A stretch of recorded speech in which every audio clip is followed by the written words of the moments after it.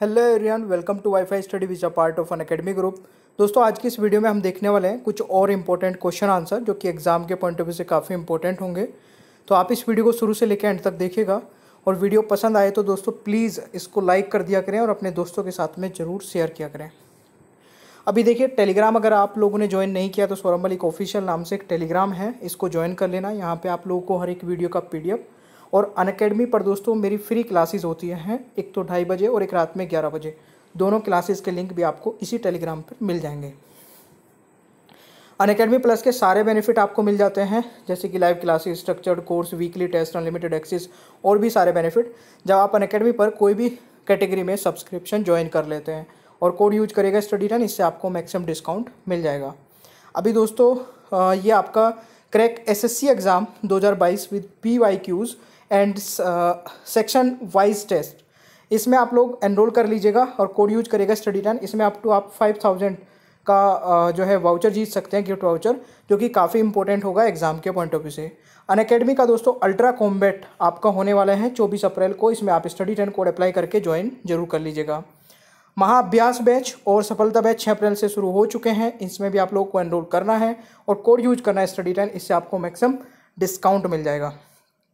ठीक है भाई। और आइकॉनिक सब्सक्रिप्शन के फीचर है priority in doubt solving, priority in live classes, और ये सारे टेस्ट सीरीज दोस्तों फ्री ऑफ कॉस्ट है। तो चलिए शुरू करते हैं आज की इस क्लास को, प्लीज़ पूरा एंड तक देखिएगा। दोस्तों, आज की वीडियो का पहला क्वेश्चन है, फाइकोलॉजी वनस्पति विज्ञान की वह शाखा है जिसमें हम खालिस्तान के बारे में अध्ययन करते हैं। देखिए दोस्तों, कोशिश करिएगा कि मैं आपको हर एक क्वेश्चन के लिए जो टाइम दूंगा उसमें आप कमेंट बॉक्स में आंसर बताएं। जैसे इस क्वेश्चन का राइट आंसर सवाल है, यानी कि ऑप्शन ए है, तो बस आपको कमेंट बॉक्स में लिखना है 1 का ऑप्शन ए राइट है। ठीक है, ऐसा आप करोगे तो ज़्यादा अच्छी प्रैक्टिस होगी और याद भी रहेगा। दूसरा क्वेश्चन है, निम्न गैसों में से किसके रिसाव के कारण भोपाल गैस त्रासदी हुई? तो राइट आंसर क्या होगा दोस्तों? बिल्कुल सही आंसर है और इस क्वेश्चन का राइट आंसर होगा मिथाइल कार्बिमेलिन, यानी कि ऑप्शन बी राइट आंसर हो जाएगा। ठीक है, चलिए अगला क्वेश्चन आता है। अच्छा, इसका मैं आपको ना मिथाइल कार्बिमेलिन का ये बता देता हूँ फॉर्मूला। तो C2H3NO, ये कई बार एग्जाम में इस प्रकार भी क्वेश्चन पूछ ले जाता है, तो ये भी आपको याद रखना है। इसमें से एक तेज गंध आती है, ठीक है ना, और ये आपको याद रखना है बस। चलिए अगला क्वेश्चन आता है, रेडियोधर्मी विघटन के सिद्धांत को किसने प्रस्तुत किया? दोस्तों, ये किया था रदरफोर्ड और सोडी ने, यानी कि राइट आंसर इसका ऑप्शन ए हो जाएगा। ठीक है मेरे प्यारे दोस्तों, नेक्स्ट क्वेश्चन आता है, न्यूटन के प्रथम नियम को खालिस्तान के रूप में भी जाना जाता है।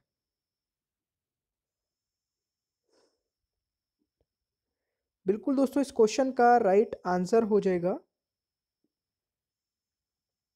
बिल्कुल सही है, लॉ ऑफ इनर्शिया के नाम से भी जाना जाता है। जड़त्व का नियम न्यूटन के प्रथम नियम को कहा जाता है। अच्छा, ये क्वेश्चन देखिए, अभी जो ग्रुप डी का एग्जाम चल रहा है उसके लिए भी काफ़ी इंपॉर्टेंट होंगे और बाकी एग्जाम के लिए भी, क्योंकि इसलिए मैंने बोला क्योंकि कई स्टूडेंट बोल रहे थे सर GD के लिए भी कुछ क्वेश्चंस करा दीजिए। ठीक है ना। निम्नलिखित में से कौन विद्युत का सबसे अच्छा सुचालक है? इस क्वेश्चन का सही आंसर होगा दोस्तों, बिल्कुल देखिए, मैं ना आपको कई बार ऑप्शन में सिल्वर वैसे सबसे अच्छा इन चारों में है ना, तो राइट आंसर ये हो जाएगा ऑप्शन, ये पहले नंबर पर। बट अगर सिल्वर ना हो और ये 3 ऑप्शन दिए हो या इसके साथ में कोई और ऑप्शन ऐड कर दिया गया हो, तो कॉपर दूसरे नंबर पर आ जाएगा। ठीक है, फिर इसके बाद तीसरा एल्युमिनियम आएगा और लोहा जो है वो चौथे नंबर पर आएगा। ये आपको इस तरीके से याद रखना है, क्योंकि कई बार ऑप्शंस भी घुमा फिरा के एग्जाम में दिए जाते हैं, उस हिसाब से आप आंसर लगा सकते हैं। दोस्तों, अर्थशास्त्र का नोबेल पुरस्कार किसके द्वारा स्थापित किया गया? बिल्कुल, Nobel prize for economics was instituted by Sweden का केंद्र बैंक, ठीक है ना, स्वीडन सेंट्रल बैंक द्वारा किया गया। दोस्तों, यहाँ पे अगर मैं बात करूं 1968 में, ठीक है, 1968 में ये किया गया था। स्वीडन के केंद्र बैंक ने नोबेल पुरस्कार के संस्थापक एल्फ्रेड नोबेल की स्मृति में अर्थशास्त्र में नोबेल पुरस्कार की स्थापना की थी। ये जरूर याद रखिएगा, 1968 काफी इंपॉर्टेंट है। ठीक है, अगला क्वेश्चन आता है दोस्तों। नेक्स्ट क्वेश्चन है, निम्नलिखित में से कौन सी एक पश्चिमी बहने वाली नदी है। पश्चिम में बहने वाली नदी यहाँ पे पूछा जा रहा है। तो इनमें अगर मैं बात करूँ दोस्तों, बिल्कुल साबरमती राइट आंसर हो जाएगा। ठीक है, वेरी गुड। क्वेश्चन आता है, राष्ट्रीय जनजातीय नृत्य महोत्सव खालिस्तान में आयोजित किया गया। तो national tribal dance festival held in, तो गाइज रायपुर राइट आंसर हो जाएगा, यानी कि ऑप्शन ए। दोस्तों नेक्स्ट क्वेश्चन आता है आपका, निम्नलिखित में से कौन सा देश मार्च 2000, ये तो ऐसे पुराना क्वेश्चन हो गया बट फिर भी मैं बता दूं कि 2020 में 36वीं अंतर्राष्ट्रीय भूवैज्ञानिक कांग्रेस की मेजबानी किसने की थी। तो ये दोस्तों इंडिया ने की थी। ये क्वेश्चन भी आपके एग्जाम के पॉइंट ऑफ व्यू से इंपॉर्टेंट हो सकता है। ठीक है, क्वेश्चन आता है दोस्तों, केंद्र और राज्यों के बीच विवाद को तय करने के लिए भारत के सर्वोच्च न्यायालय की शक्ति किसके अंतर्गत आती है। तो यहां पे जो सही उत्तर होगा that is option A, original जुडिक्शन, मूल न्यायाधिकार इस क्वेश्चन का राइट आंसर हो जाएगा। ठीक है, न्यायाधिकार। चलिए जी, अगले क्वेश्चन पर आ जाते हैं। नेक्स्ट है, यदि सरकारी व चालू खाते पर सरकार की राजस्व से अधिक हो तो क्या स्थिति होगी। तो दोस्तों इसको कहेंगे, ऑब्वियसली बात है, घाटा बजट, डेफिसिट बजटिंग इस क्वेश्चन का आंसर हो जाएगा, यानी कि ऑप्शन ए। चलिए नेक्स्ट क्वेश्चन है। क्वेश्चन आता है, मानव रक्त के कितने घटक है। How many components of human blood, what is the right answer guys. देखिए इस क्वेश्चन का राइट आंसर हो जाएगा, बिल्कुल सही है, 4। इस क्वेश्चन का दोस्तों राइट आंसर ऑप्शन सी हो जाएगा।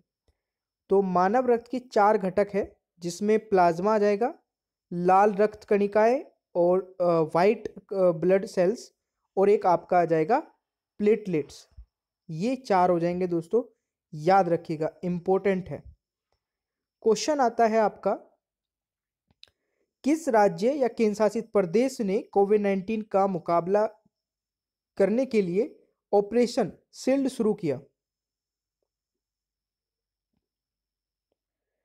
तो दोस्तों ये किया था, हाँ, दिल्ली ने, यानी कि ऑप्शन डी हो जाएगा। नेक्स्ट क्वेश्चन आता है, पानी के अंदर की वस्तुओं को पता लगाने के लिए किस यंत्र का उपयोग किया जाता है। पानी के अंदर की वस्तुओं को का पता लगाने के लिए सोनार का यूज किया जाता है, यानी कि C is the right answer. Next question है, निम्नलिखित में से कौन ओम के नियम को सही ढंग से स्पष्ट करता है। देखिए तो इस क्वेश्चन का जो सही आंसर होगा दैट इज ऑप्शन सी। ठीक है, कंडक्टर यानी कि सुचालक। नेक्स्ट है, अभिनव लोहान किस खेल से संबंधित है। Abhinav Lohan related to which sports. तो मेरे प्यारे दोस्तों ये रिलेटेड है गोल्फ से, यानी कि यहां पर राइट आंसर होगा बी। नेक्स्ट क्वेश्चन आता है, सोफी विल्म्स किस देश की पहली महिला पीएम बन गई है। तो गाइज इस क्वेश्चन का राइट आंसर हो जाएगा बेल्जियम। नेक्स्ट क्वेश्चन आता है आपका, निम्नलिखित शास्त्रीय नृत्यों और अपने मूल स्थानों में से कौन सा गलत तरीके से मिलान किया गया है।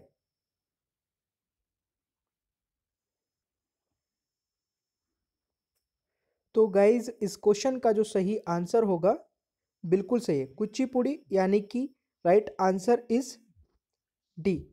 ठीक है, ये केरल से नहीं है दोस्तों, ये आंध्र प्रदेश से है, ये आपको याद रखना है। ठीक है, नेक्स्ट क्वेश्चन आता है, निम्नलिखित में से कौन सी झील को इको सेंसिटिव जोन घोषित किया जाना है? तो मेरे प्यारे दोस्तों, इस क्वेश्चन का राइट आंसर होगा वुलर झील को। ठीक है, यानी कि right answer is option A. चलिए अगला क्वेश्चन आता है, देखिए सुरंगा बावड़ी खबरों में है क्योंकि यह विश्व स्मारक देश की सूची में दर्ज किया गया है। यह स्मारक खालिस्तान में स्थित है दोस्तों, ये आपको बताना है। तो इस क्वेश्चन का राइट आंसर होगा कर्नाटक में है, यानी कि B is the right answer.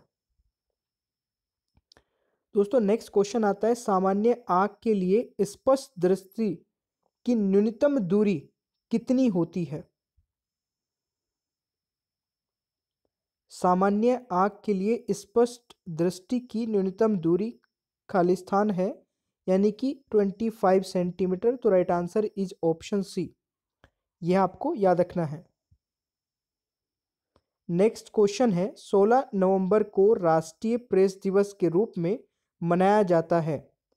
इस दिन निम्नलिखित में से किस एजेंसी की स्थापना की गई थी? तो 16 नवंबर को राष्ट्रीय प्रेस दिवस के रूप में मनाया जाता है। इस दिन निम्नलिखित में से किस एजेंसी की स्थापना की गई थी? राइट आंसर हो जाएगा प्रेस काउंसिल ऑफ इंडिया की, यानी कि right answer is option A. ठीक है। चलिए अगला क्वेश्चन है, संविधान का कौन सा भाग केंद्र और राज्यों के बीच वित्तीय संबंधों का वर्णन करता है? संविधान का कौन सा भाग केंद्र और राज्यों के बीच वित्तीय संबंधों का वर्णन करता है? ये काफी इंपॉर्टेंट है। तो ये दोस्तों भाग 12 करता है, यानी कि यहां पर राइट आंसर हो जाएगा बिल्कुल डी। और पार्ट जो 9 है दोस्तों, वो किसके लिए है? ये एक इम्पोर्टेंट है, ठीक है, पंचायत के लिए। तो यह भी आपको याद रखना है, पंचायत के लिए। चलिए अगला क्वेश्चन आता है आपका, भारत के बैंक नोट पर किस भाषाओं के में रुपए शब्द नहीं लिखा गया है?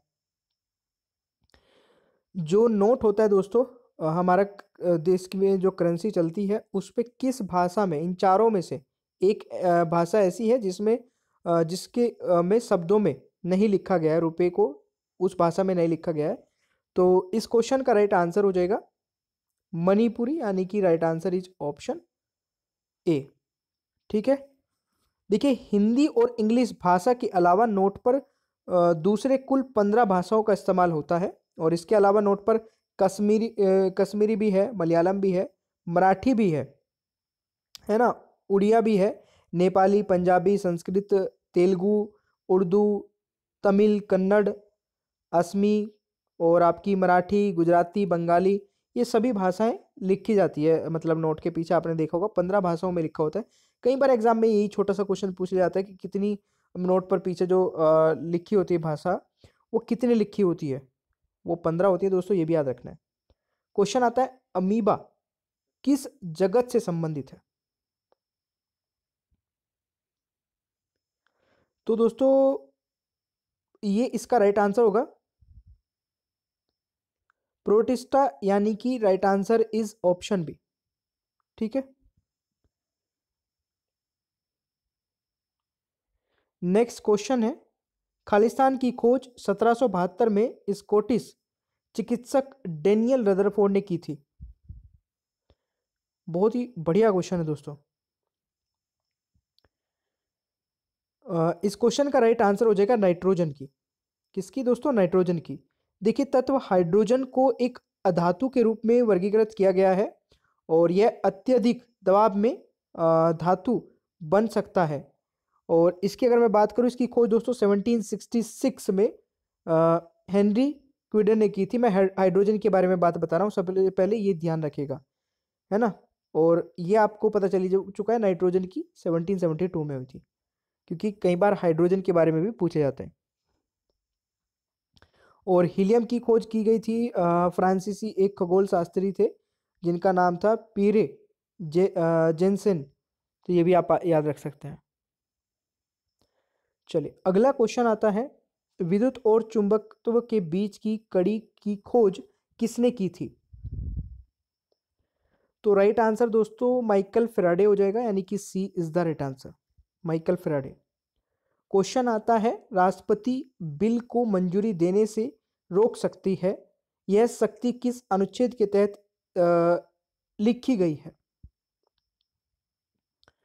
तो राष्ट्रपति बिल को मंजूरी देने से रोक सकता है दोस्तों, यह शक्ति जो राष्ट्रपति को मिली है किस अनुच्छेद के तहत दी गई है? ये काफी इंपॉर्टेंट क्वेश्चन हो सकता है, और इस क्वेश्चन का दोस्तों राइट आंसर हो जाएगा 111 के तहत। और देखिए राष्ट्रपति जो है ना दोस्तों, किसी को मतलब फांसी की सजा से भी बचा सकता है, और वो जो राइट दिया गया राष्ट्रपति को वो आर्टिकल 72 ने दिया है। ठीक है, यह भी आपको याद रखना है भाई। चलिए जी, अगला क्वेश्चन आता है दोस्तों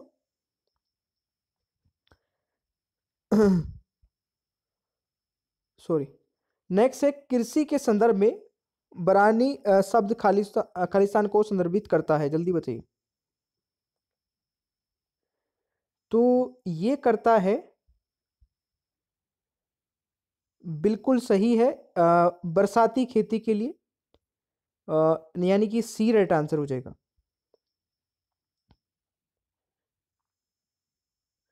निम्नलिखित में से कौन सी नदी ओलिव रिडेल कछुओं के लिए घोंसले के मैदान के रूप में कार्य करती है? तो राइट आंसर इज देवी नदी, यानी कि ए राइट आंसर होगा। नेक्स्ट है, केगा परमाणु ऊर्जा संयंत्र किस नदी के किनारे स्थित है? ठीक है, इस क्वेश्चन का राइट आंसर होगा काली नदी, यानी कि D is the right answer. केगा जनरेटिंग स्टेशन कर्नाटक के उत्तर कन्नड़ जिले में काली नदी के पास दोस्तों केगा में स्थित एक परमाणु ऊर्जा उत्पादन स्टेशन है। ठीक है, तो ये आपको याद रखना है। अगला क्वेश्चन आता है कि खालिस्तान के दौरान एक अर्थव्यवस्था में चयनित वस्तुओं और सेवाओं की बास्केट का औसत मूल्य स्तर समय के साथ बढ़ता है। तो ये बढ़ता है दोस्तों इन्फ्लेशन में, मुद्रास्फीति में, यानी कि right answer is option B. दोस्तों नासा का मुख्यालय कहां पर है? तो नासा का जो मुख्यालय है, बिल्कुल नासा का मुख्यालय दोस्तों वॉशिंगटन डीसी में है, यानी कि right answer is option A. ठीक है, वॉशिंगटन डीसी दोस्तों हेडक्वार्टर है, और वॉशिंगटन डीसी जो है वो यूएसए की कैपिटल भी है। अगर मैं नासा की बात करूं, स्थापना कब हुई थी दोस्तों? ये भी एक इंपॉर्टेंट क्वेश्चन बन सकता है। 1958 में नासा की स्थापना हुई थी। ठीक है, 29 जुलाई को, 29 जुलाई 1958 में, याद रखिएगा दोस्तों। राज्य के राज्यपाल की शपथ या प्रतिज्ञा किस अनुच्छेद में दी गई है? राज्यपाल के राज्य के राज्यपाल की शपथ या प्रतिज्ञा किस अनुच्छेद में दी गई है? तो राइट आंसर 159 हो जाएगा, article 159 is the right answer. किस देश ने कोविड-19 के इलाज के रूप में बेयर जूस की उपयोग की सिफारिश दी या की है? तो ये दी है दोस्तों चाइना ने, यानी कि right answer is D. Next है, लोकसभा अध्यक्ष को उसके पद से खालिस्तान द्वारा निष्कासित किया जा सकता है? आंसर बताइए। तो गाइज ये एक अच्छा क्वेश्चन है, और ज्यादातर स्टूडेंट यहाँ पे राष्ट्रपति आंसर लगा देते हैं, जैसे कि मेरे को भी लग रहा है, अभी भी आप ऐसा ही कर रहे होंगे। तो राष्ट्रपति राइट आंसर नहीं होगा। प्रधानमंत्री भी दोस्तों नहीं होता है। और देखिए, अ resolution passed by both house of parliament, ये भी राइट आंसर नहीं होगा, क्योंकि बोथ हाउस का इसमें कोई काम ही नहीं है। तो फिर कैसे होगा? इस क्वेश्चन का राइट आंसर डी हो जाएगा। Speaker can be removed by Lok Sabha by a resolution passed by special majority 2/3 of the votes, यानी कि एक स्पेशल मेजोरिटी के साथ में 2/3 से एक वोट के साथ में एक रिजोल्यूशन पास करके दोस्तों लोकसभा के स्पीकर को हटाया जा सकता है। एक केस हो गया ये, जो कि आर्टिकल 94 एंड 96 ये राइट देता है। एक और तरीके से दोस्तों हटाया जा सकता है, speaker is also removing disqualification for being Lok Sabha member, यानी कि अगर लोकसभा स्पीकर को डिसक्वालीफाई कर दिया जाता है लोकसभा मेंबर बनने से, जो कि सेक्शन 7 और 8 में आता है एक्ट 1951 में, ठीक है, एक्ट 1951 में। तो इसके द्वारा भी दोस्तों लोकसभा स्पीकर को हटाया जा सकता है। तो इन तीनों में से तो कोई राइट आंसर नहीं होगा, ये आपको याद रखना है। क्वेश्चन आता है एनजीटी का अर्थ क्या है दोस्तों? तो एनजीटी का अर्थ है नेशनल ग्रीन ट्रिब्यूनल, यानी कि ऑप्शन हो जाएगा आपका सी राइट आंसर। और देखिए नेशनल ग्रीन ट्रिब्यूनल जो है ये एक बॉडी है दोस्तों, जो कि जिसकी स्थापना हुई थी 2010 में। कब हुई थी? 2010 में, नेशनल ग्रीन ट्रिब्यूनल एक्ट के तहत, है ना, ये आपको याद रखना है। बिल्कुल, देखिए इसका जो वो है ना उद्देश्य दोस्तों, पर्यावरणीय मामलों से निपटने हेतु एक निकाय की स्थापना करने वाला भारत, ऑस्ट्रेलिया, न्यूजीलैंड के बाद दुनिया का तीसरा देश है। ये आप जरूर याद रखिएगा दोस्तों, ठीक है। भारत तीसरा देश है इस चीज की स्थापना करने वाला, पहला ऑस्ट्रेलिया, दूसरा न्यूजीलैंड और अब भारत तीसरा। चलिए, दक्षिण अफ्रीका में गांधी जी ने निम्नलिखित में से किस पत्र को संपादित किया था? तो गांधी जी ने संपादित किया था इंडियन ओपिनियन, यानी कि ए राइट आंसर हो जाएगा। ऑलराइट, चलिए अगले क्वेश्चन की ओर बढ़ते हैं दोस्तों। नेक्स्ट क्वेश्चन है 2011 की जनगणना के अनुसार निम्नलिखित में से किस राज्य में साक्षरता दर सबसे कम है? तो जरा बताइएगा इसका राइट आंसर भाई। साक्षरता दर सबसे कम है दोस्तों बिहार में, ठीक है। ये 2011 सेंसस के अकॉर्डिंग मैं बता रहा हूं और इन चारों ऑप्शन के हिसाब से बता रहा हूं। तो 2011 की जनगणना के अनुसार बिहार राज्य में भारत में सबसे कम साक्षरता दर है। कितनी है ये भी याद रखिएगा, 63.82%। और भारत का साक्षरता दर जो दोस्तों वैसे पूरे भारत का बात की जाए तो वो 74.04% है, ठीक है। और सबसे अधिक किस राज्य का है दोस्तों? तो सबसे अधिक है केरल का। केरल का कितना है? 93.91% है 2011 सेंसस के अकॉर्डिंग। तो बिहार सबसे कम साक्षरता दर वाला राज्य है और केरल सबसे अधिक वाला। दोनों ही क्वेश्चन याद रखिएगा, इजी है, आ जाए तो आपको बस फ्री के मार्क्स मिल जाएंगे। भारत में किस तारीख को सबसे छोटा दिन रहने की संभावना है? तो देखिए 21 दिसंबर को जो है वो सबसे छोटा दिन माना जाता है, तो यही आपको याद रखना है दोस्तों। नेक्स्ट क्वेश्चन है वर्ष और हिम में मिश्रण के रूप में होने वाली वर्षा कहलाती है।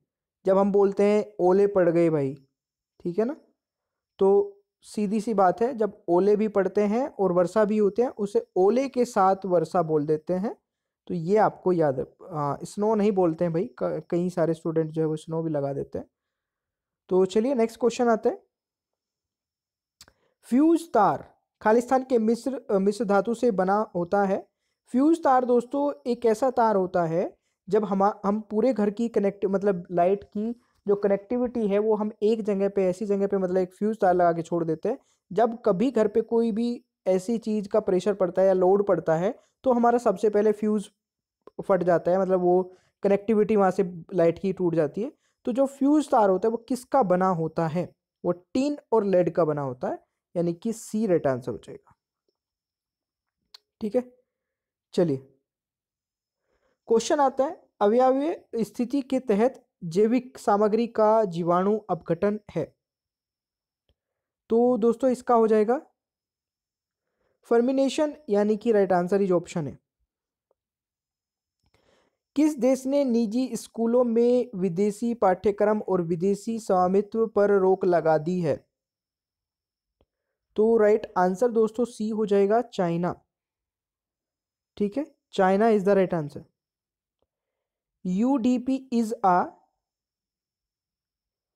तो दोस्तों यूडीपी क्या है? कनेक्शन लेस प्रोटोकॉल है। क्या है दोस्तों? कनेक्शनलेस प्रोटोकॉल, यानी कि बी राइट आंसर हो जाएगा। क्वेश्चन आता है किस राज्य केंद्र शासित प्रदेश ने 48 ऑक्सीजन उत्पादन संयंत्र स्थापित करने का निर्णय लिया है? तो ये दोस्तों निर्णय लिया गया है तेलंगाना द्वारा, यानी कि डी राइट आंसर हो जाएगा। तेलंगाना के मुख्यमंत्री चंद्रशेखर राव ने दोस्तों 17 मई 2021 को चिकित्सा और स्वास्थ्य विभाग के अधिकारियों को राज्य भर में सरकारी अस्पतालों में 48 ऑक्सीजन उत्पादन संयंत्र स्थापित करने का निर्देश दिया, और उनसे दोस्तों कोविड रोगियों के लिए काफ़ी मतलब इससे फायदा भी हुआ। ठीक है ना।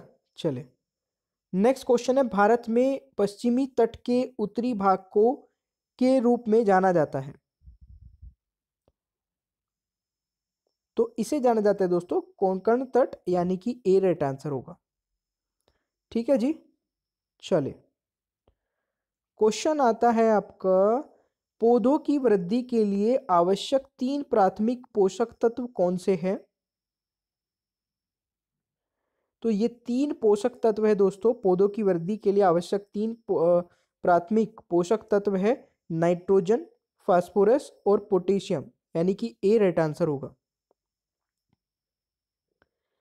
क्वेश्चन है, भारत में कौन सा अभयारण्य गैंडे के लिए प्रसिद्ध है और यह किस राज्य में स्थित है?